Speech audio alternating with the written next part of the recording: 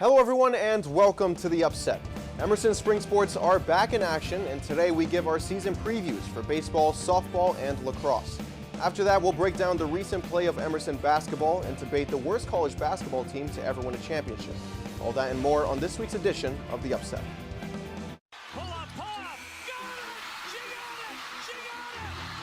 got it! Make up for it, fires to the end zone, touchdown! Alabama wins! Step back, Walker, Carney, and Kimba does it again! UConn! Right back there! Hold on! Walker wins! Walker wins!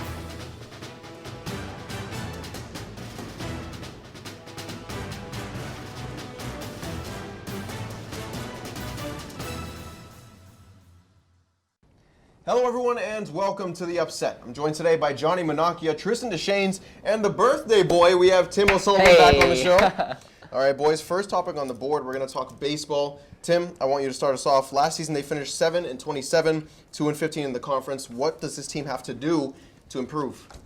Well, let me just say, first and foremost, Coach Venaki, this is his first recruiting class. So the seniors now, this was the first one that he was there, he got them to Emerson. So this is really a big test, and quite frankly, I think that they're due for an improvement. I think that they should be way above where they were.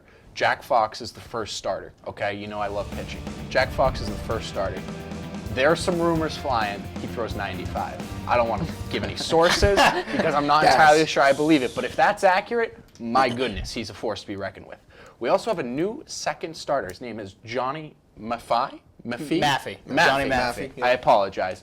He is he's again projected to be the second starter. He's a transfer from Suffolk. He has the chance to be huge, given that none of these teams have ever seen him before. I've also heard a little bit, he's on a little bit of a revenge tour from what I've heard from friend of the show, Sam Knox, also member of the show. He's on a little bit of a revenge tour, had a little falling out with Suffolk, so he's ready to, show Emerson what he's got. That's what we like to hear. I mean, and then of course we have Noxie, our boy, in the third spot. He's again probably, love the kid. He's probably not going to play baseball again after this year competitively at this level. He's got something to prove. He's going to leave it all out there, and I don't know. I like the way they're looking so far in the pitching department. Yeah, you guys are talking about pitching. I'm going to talk about sophomore Louis DeVolio. This kid had a great year last year as a freshman out of Shrewsbury.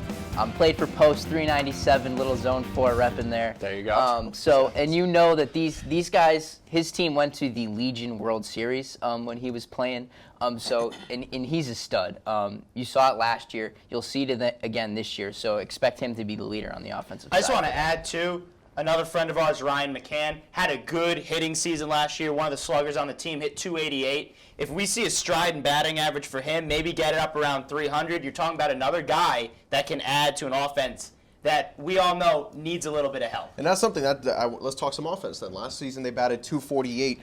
Do you think we're going to see that average creep up near the 300s, or are we going to stay down around the mid-250s? I think we will. I actually think we'll see it creep up because... I mean, I'm not sure how close we get to 300. That's a huge jump. That's a huge jump. I say like it's an exaggeration, maybe 10 points we could see because of, these guys it's a young team. Obviously the pitching staff is a little older, but most of the offensive players are younger. So once they saw NUMAC pitching, they saw out-of-conference pitching, how can they react? I think they'll do well. So let's go record predictions then. Tim, give us your record prediction. I got 10-26. I just wanted to throw something on the hitters. We got a couple exciting freshmen, a couple exciting first years. We got Jake Hatch, second baseman. He's going to be getting a lot of minutes, or innings, so to speak. And then also Ty Morgan. You can expect him to make an appearance this year and potentially make some noise. Okay. Yeah, for me, I've got 12-24. I think they squeak out a couple of ones that you don't expect them to this year. As we talked about with Jack Fox, I think maybe he wins a couple of those games that he lost last year. So an improvement for them there. Johnny? I'm going to go with Tim. I think 10-26. This team 7-27 last year. I think 3 wins improvement. I think they can get 5 in conference. I actually think they can do that. And yeah, I'm expecting right around 10 wins. I hope the best for them. Okay, let's swing it over to softball now. Softball last season they finished 20-20, 99 in conference, so 500.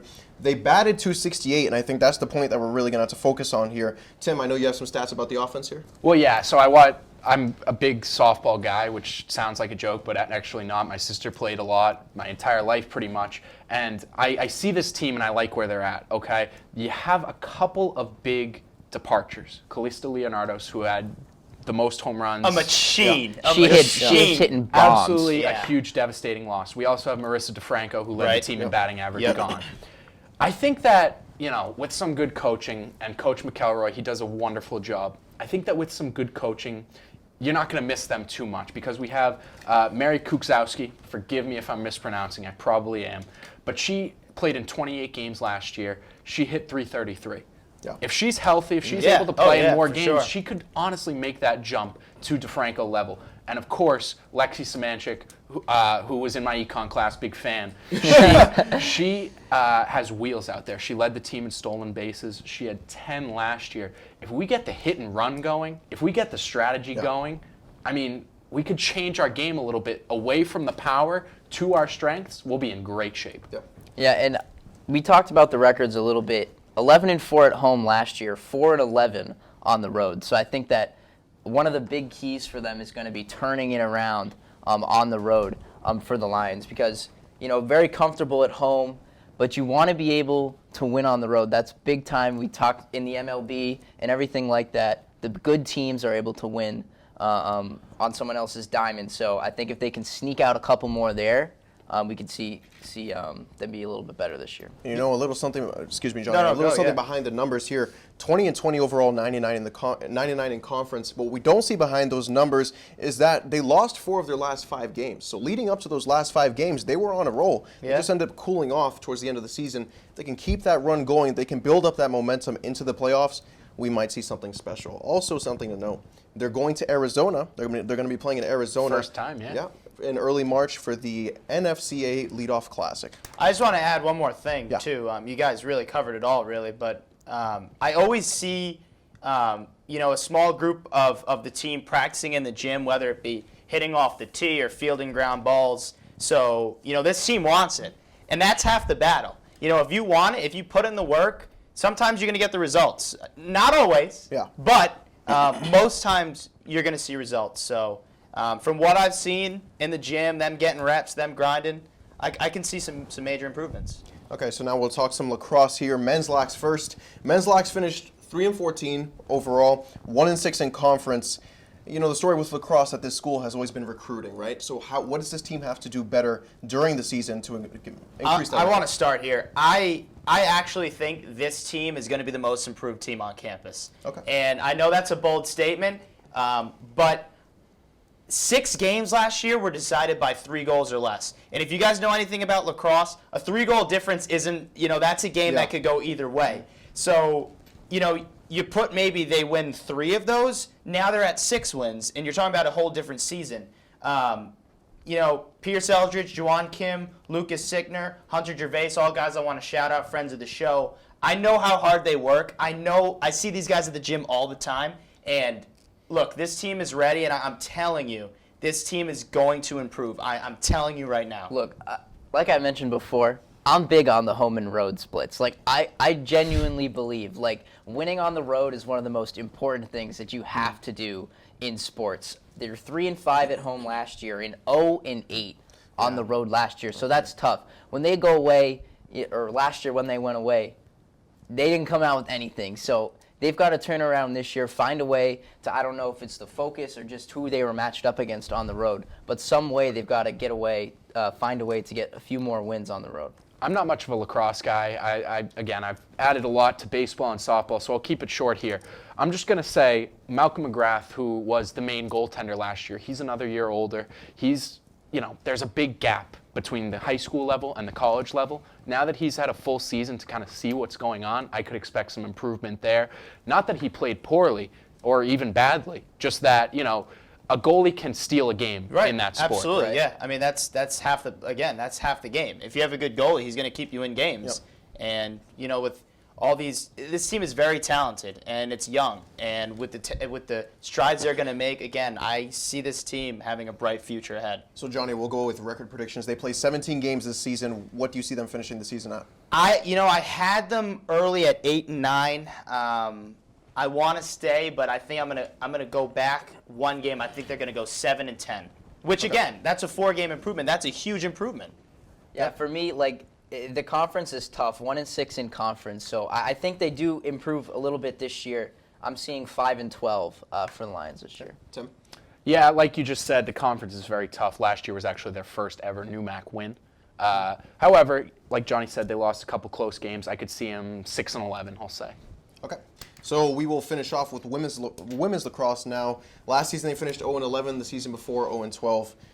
0-8 in conference. This team is looking for some sort of spark here. Where are they going to find it? Yeah, I mean, they struggled last year. I mean, there's nowhere else to put it. But I mean, they always work hard.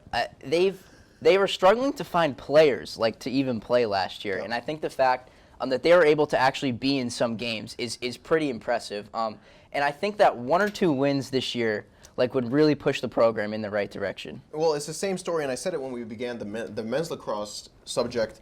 It's always been about recruitment. Lacrosse has never had the turnout that basketball, softball, baseball has. I mean, we're pulling players from different sports here to try and play for the women's lacrosse team. There has to be some type of effort to push this team forward to bring in lacrosse players, not just athletes. We need lacrosse players. Look, I say this in the nicest way possible, and I don't mean it in a bad way, but really there's nowhere to go but up. Yeah. You haven't won a game in 2 years, and look, you're a coach is based on results, and it doesn't look good. But again, if they win 3 games, that is a major improvement from season to season. 0 wins to 3 wins, that doesn't sound like a lot, but when you play in the NUMAC and you play at a high competitive level, collegiate level, 3 wins is a big improvement. Right. Yep. So, there's plenty of improvement to be made, and I think we're going to see it this year. I think we are. Before we take a break, we have our upset matchup of the week. Last week, Tristan, in his first attempt, correctly predicted Emerson basketball to blow out Clark. Well done, Tristan. I told you. This time around, we will be looking at men's baseball versus UMass Dartmouth, on February 22nd. I want to hear everyone's keys to the game and final score predictions. Tim, you can lead off. The key to the game is so obvious, I feel ridiculous even saying it. Who's the starting pitcher? Jack Fox? Yeah. Jack Fox, pitching in baseball is more than half the battle. He's going to keep you in that game. The question is, how long can he go? And if he can't go the distance, which is very unlikely, who's coming out of the pen? Yeah.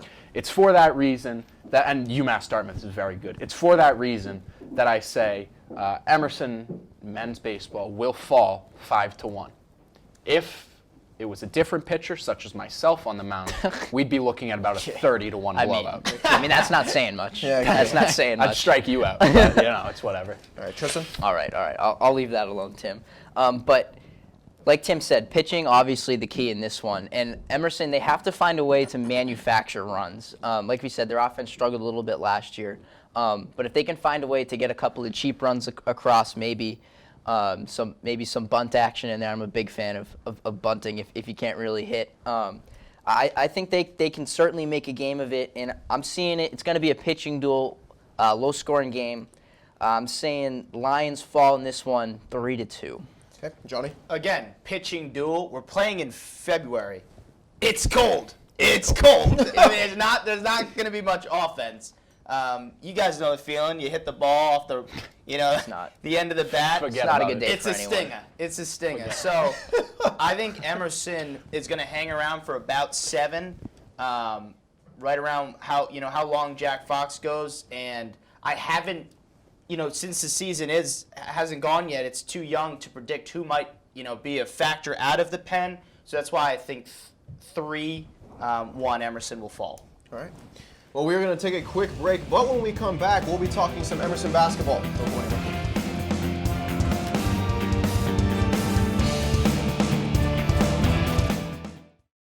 Welcome back. Well, boys, regardless of how the teams do, this will be our last show before the end of the basketball season. Let's start with the men's team, and before we go into the postseason, I want to talk about their recent play. So they beat Clark 103-70 in our last week's matchup of the week, but they lost to WPI 85-64. What does this team have to do to get better in the postseason? And not only that, what did they do well in these past 2 games? Well, it's interesting because the NUMAC right now is so top-heavy. There's 4 teams, and there's 4 teams only. Springfield, Babson, WPI, and Emerson. And I believe it's in that order. I'm probably mixing up maybe WPI and Babson. But look, it's top heavy, and any day, one of those teams can show up at that gym and beat them down. Yeah. And that's what the new MAC is. And I think Emerson just has to know, we're going to get a home playoff game right now with the seedings. The 4 seed, they've locked that in. But then you're going to have to go on the road to either Springfield or WPI. Right. And you have to be ready, because you talked about how important it is in the earlier segments to win on the road. And this team has to be ready. Yeah, and this is where it gets tough, because Springfield sits at the top of the conference right now. Right. So if you're the Lions, you'd come up against them. And now here's the one thing. conference loss too. Right. And here's the thing: you've beat Springfield already this year, but that was at home, right? And that was a big game. You had the environment. We all know Bobby Brown's a tough place to play. One of the toughest. So that's where it gets tough for the Lions here. And 7-5 this year, they've been competitive, but something kind of worries me a little bit is the 2 blowouts to WPI. That's just something, I feel like they match up better against different teams, and WPI seems to be a matchup that bothers them. But games against Babson and Springfield, it shows you these Lions can play with anyone. Yeah, Tim. Well, it's the way the question was worded. It's not on you, of course, but it's a little confusing because it's hard to talk about the recent play without thinking of the postseason, just by nature of the time of year. WPI, they're not going to play in the postseason, but they're a postseason team. That loss is at the very least a little bit concerning. Having said that, the day we're filming this is the 18th. Tomorrow, in real time, they have a game against Babson. By the time this is released, we'll know what happens. But Also, I'm looking to that sorry game. to interrupt, just to add, that's senior day, so probably a lot to prove for those seniors too. Yep. You're right, but at the same time, I think that Babson game is going to end up being a very valuable measuring stick. Right. Because that is, again, one of the top-heavy teams. I don't know if they're 2 or 3, but they are the real deal, so to speak. So if we come out and we have a convincing performance and say, yes, we belong in the conversation of actually being a contender for the title, that's real deal. And then after that, I think the end of the season really works well for them. After that, they play Coast Guard, who right now is projected to be the 4-5 matchup at, which will be at Emerson. I don't know where the next game is, but that's just kind of, all right, it's okay to play down to the competition that game. We'll just know what we need to work on. We'll get a nice scouting report, and then we'll take it from there. Yeah, I want to talk about 2 players, though, that I think are big for the Lions heading into this postseason. Max Davis, he's come on the second half for them of this year. Off the bench, he's a great guard. He's got height. He can handle the ball. He's very confident with it. He's been a big addition for them. And I think the key for the Lions, in no matter what matchup and no matter what game they play, is to get Jared Houston going. Because if he can get going and if he can win his matchup down in the post, the offense opens up so much for them. So I think getting him going is a huge key to their postseason success. I think that a lot of the younger guys, I know they're sophomores at this point, all 3 of them who I'm going to mention, Nate Martin, Trevor McLean is a huge measuring stick for how the game will go. I remember in one of the playoff games last year, he hit either 3 or a long 2. As soon as he hit that, in like the first 2 minutes, I knew the game was won. Exploded, yeah. Because if he's producing, and that's a man, Then how do you guard the other 4 if he's producing? if you have 5 players that are actual offensive threats. If he can, be reliable out there and get going early, you're in great shape. Well, guys, a new addition to our team, our upset correspondent, Ryan Ribeiro, managed to grab an interview with Trevor following Emerson's blowout win against Clark. Let's listen in to hear Trev's keys for the rest of the season. I'm Ryan Ribeiro here with Trevor McLean following the Lions' 33-point victory over the Clark Cougars. Trevor, you guys have won 3 out of your last 5 now. Yep. Are you feeling the momentum going into the final stretch of the season? For sure. I mean, it's going to be a tough final stretch of the season. We have Babson coming up, WPI, and WPI is on the road, so it's going to be a tough one. But I feel like, we have the momentum, and everyone's hot right now. So those final 3 games, they're conference games. 2 of those teams ahead of you in the standings. Yep. How important is a strong finish for you guys? Yeah, we really need to get it, especially if we want home court advantage because we play very well at home. So it's very important. We want those games. Now, this year you've started every single game. Yep. What difference have you seen in this year's team as opposed to last year? 4th in the new MAC right now, sitting pretty comfortably.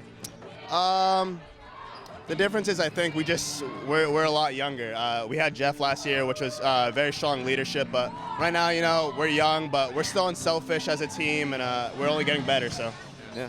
Last year, you guys had that magical run for a new MAC championship. Does that experience give you guys, confidence no matter how this season ends? Yeah, for sure. I mean, we still have that taste in our mouth. We want that back, and we're still gonna work hard. We try to forget about last year, even though it was such a good feeling, but we want that back, man. And I know the freshmen are hungry. They want it back too. They haven't felt it yet, and yeah, we want that taste back. All right, Trevor, appreciate your time. Best of luck rest of the way, man. Thank you so much, yeah. All right, signing off for the upset, I'm Ryan Ribeiro. Well, thank you, Ryan and Trevor, for taking the time to talk with us. Let's kick it over to women's basketball now. Let's talk about their recent play. They lost to MIT, and they lost to Wellesley. They're 13-10 overall, 4-5 in conference play. What have they done lately that's good, and what do they have to improve on to move into the postseason? Yeah, so I was at that MIT game, and the things that we had talked about in the last show, the turnovers, that continued to be a problem for them in that game. A lot of kind of reckless passes, just throwing it away. So again, that continues to be a problem for this team, and I think really for them to take that next step, they've just got to get those turnover numbers down. Tim? I love this team. I think that they're very good. I love watching them day in, day out. However, I have to notice that the scoring has taken a bit of a downturn. They've scored, excluding the game against Clark when they scored like 90. Throughout the season or from last year to Since February, pretty much. Okay. All right. February 1st throughout, I'm pretty sure they haven't scored more than 56 points, excluding one blowout. Well, they're to your point, they're averaging 65 points a game, which really isn't enough to win the games that they want to win. That's right. There's still time left. You still have 2 regular season games, including one against Dean, who I believe isn't really anything special. At a conference. Yeah. That could be a game where you get your confidence back and you say, all right, we really are a team to beat, and I believe they're in the playoff already, confirmed. That's a game where you say, all right, we're going into the playoffs with momentum, we're in good shape, and we're ready to go. And sometimes just that little change of mind can make a huge difference. I hate to sound like a broken record because I've said this, I think, 3 times now since the beginning of the season. I mean, I just keep waiting for those shooting splits to increase, and they're just not going up. And that's the problem. When you're playing teams as good as they are in the new MAC, when you're shooting 40% from the field, 30% from 3, and 65% from the free throw line, the shots have to fall. Yeah. This is, and it's crazy, but this is a 500 team. It is. This is when you look up 500 team in the dictionary, you're gonna find the Emerson women's basketball team. And no disrespect, you're gonna win games, but you're gonna lose games, and that's the problem. That's been the problem with this team. They show that weaker opponents they can beat. Better opponents they haven't proven and shown us that they can either go on the road or when a big name comes into Bobby Brown and Steve Plofker, they haven't been able to match the offense. And, some of that could be, shots not falling. But to me, it seems like that this team isn't where we thought maybe that they could be. Still time, though. Still time. Right, but we had this conversation. Sorry, Tristan. We had this conversation at the beginning of the season. We thought that they were going to end up coming out. I think I predicted them 1 win less than last season, and I thought that was a pretty good guess, and it looks like they're going to finish around that number. When you lose someone like Charlie Boyle, that's a lot to lose. Yeah. I mean, it's going to take it was going to always take some amazing coaching and some real good shooting to continue what they were doing last season. That's right. Yeah, and they've got one more conference game left against WPI. Yeah. And I think for them, that's a big one. You want to finish off conference play I know, strong. Again, senior day. Right. Senior day. And you want to finish that off strong. Right. And they've got a chance to do that against WPI. So finish that game off strong, go into the postseason with 2 wins, and give yourself a chance. Well, Ryan actually managed to talk to Ashley Toner after her game. Let's see what they had to say. I'm Ryan Ribeiro here with Ashley Toner following the Lions game against the MIT Engineers tonight. Ashley, you guys have won 2 out of your last 3. What can you take from those wins to finish the season strong and take that into the playoffs? Yeah, I think definitely those past 2 wins we've been fairly confident, and I think that's something that we weren't tonight. We were very hesitant with our play, and I think they really exploited that and they used it against us. So I think if we just take our confidence and our just desire to get on the ground for loose balls and to just go with confidence to the basket, I think that'll definitely translate into playoff play. So I would just say confidence is the key to us winning and to us being successful for the rest of the year. You guys have both Natalie Clydesdale and Rachel Davey back on the court. Can you describe their impact since they've been back? Yeah, first of all, defensively, they're both two of our best defenders. Natty usually matches up with the best player. She matched up with number 5 tonight, and I think she did a phenomenal job. She frustrated 5. 5 had to hit some really crucial and some very difficult shots, so she gives us that fire and that tenacity on defense. She's also a very good rebounder as well. And then Rachel is one of our best shooters out there. I always have confidence every single time I get her the ball that she can hit that shot or that she's going to the basket strong. So they both bring two different factors to the game, but it just makes us overall a lot better as a team. Yeah. You guys have 3 games left. Next 2 are in conference. What's the mindset going into those 2 games? Yeah, definitely, like I said before, it's definitely confidence is to do everything really hard. We were talking in the locker room after the game about how we just need to drill everything really hard at practice. For your seniors, it's your last few games before playoff play. So we just have to do everything with tenacity and just heart and going forward, and that's just going to lead us to success. You guys confident going into the playoffs? We're definitely confident. A lot of the teams that we've been played so far, the better teams, have beat us by 20 points and stuff like that. So that's definitely not the greatest feeling going into playoff time, but I think we definitely have taken a lot of learning lessons away from those games and just know how to be successful when we match up with those teams again. Coach was saying, we're not going to face, Babson, MIT, and Springfield all in the playoffs. They're going to have to play each other as well. So I think we just have to take it game by game and just see what our weaknesses were out there and just use them as strengths. And this past week, you were named Lion of the Week. What does that mean to you? Well, it's not just me. I mean, I'm always like a team player, so I think, I might have gotten Lion of the Week, but I didn't do it without an assist from someone or just my teammates behind my back. So I think at the end of the day, it's kind of all of us, and that Lion of the Week was great for me and stuff like that. But what means more to me is the 12 teammates I have behind my back supporting me throughout the entire season. All right, Ashley, appreciate your time. Best of luck. Thank you. Signing off for the upset, I'm Ryan Ribeiro.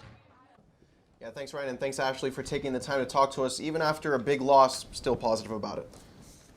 Yeah, that was very kind of her, and we appreciate that. Ashley Toner, I'm a big fan of her game. A lot of times she comes off the bench. She was listed as a reserve on the website. If she can be off the bench scoring, she comes in, she's hitting her shots. She's like Trevor McLean. You've got a problem if you're playing defense and you have to worry about Ashley X factor all over it, for sure. Absolutely. And that's something that's going to be important when we move into the playoffs, right? Because those and we talked about it with men's basketball, that game that Trevor came out and hit a couple of straight shots, all of a sudden it sets the tone for the entire game. When you have someone like Ashley, she's the primary ball handler when she's on the court, when she hits a couple of shots, she draws all the attention to her, and it gets shooters open, and the game opens up from there. So really it is going to be about how well the bench can score, and specifically her, how well she can score. All right, we're going to take a quick break, but when we come back, we debate the worst college basketball team to ever win a championship. Don't go anywhere. Welcome back to The Upset. We have another edition of our debate competition in store for you. Tristan managed to grab a win in his return last week. He'll try and go back-to-back. Tonight, we debate the worst college basketball team to ever win a championship. Before we begin, a quick review of the rules. As always, each debater will have 45 seconds for opening statements, followed by 4 minutes of open debate. After that, they will make their 30-second closing arguments before I declare a winner. Let's get right into it. Tristan, you won last week, so you have the honors. First of all, Tim, I am 2-1 all time on upset appearances, so I really don't want to hear How many it. times dunked on? All right, well, This is your opening statement. Hurry up. that's all right. So I'm taking Jimmy V's North Carolina State Wolfpack, 1983. What do you think of when you think of the greatest upset in college basketball history? You think of this one, a 26-10 final record, defeating Clyde Drexler and Hakeem Olajuwon in the national championship. Jimmy V, worst team to ever win it. Okay. Johnny? Look, I'm a numbers guy, and just going off Tristan, his team was the 6th seed. My team was the lowest seed to ever win a national title, the number 8 seed, the 1985 Villanova Wildcats. I'll get into a little more, but again, numbers guy, numbers game, numbers win. Okay. Tim? Yeah, it looks like we're all right in the same era here because I chose the 1987-1988 Kansas Jayhawks. I don't know how many teams your 8 seed had, but they had 11 losses. Not great. They had one dude who carried the team. If you take that guy off the roster, they're a bunch of bums. That dude is also a bum. His name was Danny Manning. Danny Manning, really? Oh, did you actually know that? This is a hell of an Okay, opening so statement. this is the hell of an opening statement. We're gonna go open debate. 4 minutes. Do you know that Danny Manning is a 2-time NBA All-Star and a 6th Man of the Year? Did you and know? the first overall pick in the draft? Did you know that? Did you know that going in, or that. did you look it up? I knew that going in. Also, Tristan, you mentioned that you have Jimmy Valvano's team. Again, I'm a huge Jimmy V guy. However, your team averaged 67 points per game in the tournament. Your team averaged 74 points per game in the tournament. My team, are you ready for this, Angel? We just talked a lot of basketball. This team averaged 55 points per game in a tournament. They won a game. They won a tournament game scoring 46 points. Who did they beat in the title game? That's a good question. That I don't have. I But believe that's embarrassing. That's embarrassing. He Are you beat, kidding if me? I'm not mistaken, they beat Georgetown, they did. who Yes. had Patrick Ewing, Right. who was a defensive monster, which kind of, in my opinion, throws out your 57 whatever Right. points per game. They played all the 6 tournament games. games, yeah.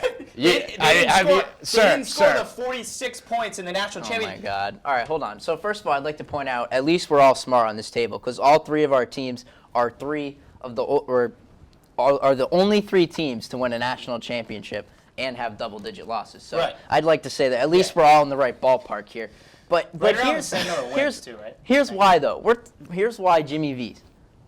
This is iconic, right?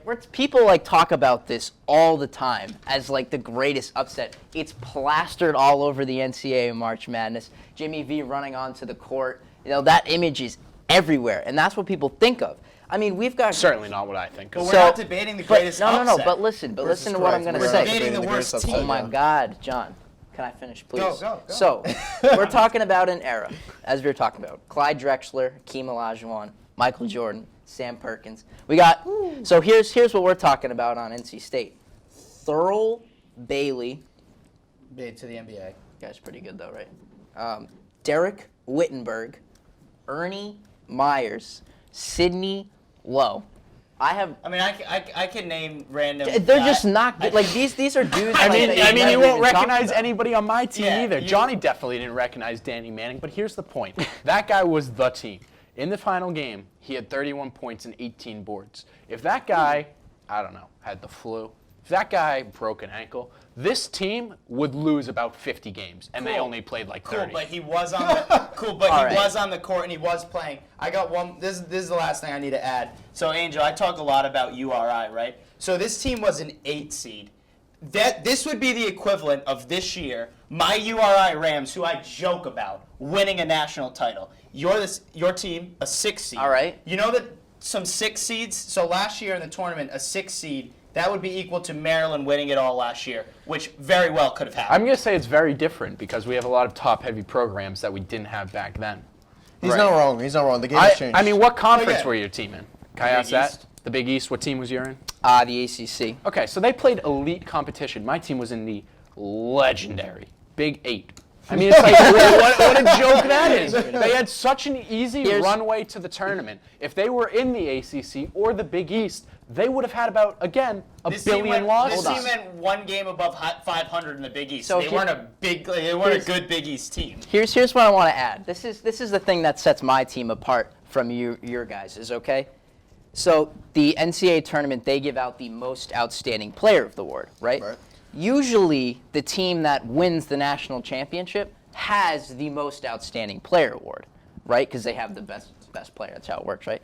6. This year, 5. Hakeem Olajuwon 4, won the most 3, outstanding player award 2, on the team 1. that lost. So there wasn't even a player on a Alright. team good enough to give that award to on the national championship winning team. All right, that's kind of gross. All right, we're gonna go closing statements here. 30 seconds, excuse me. Tristan, you got it.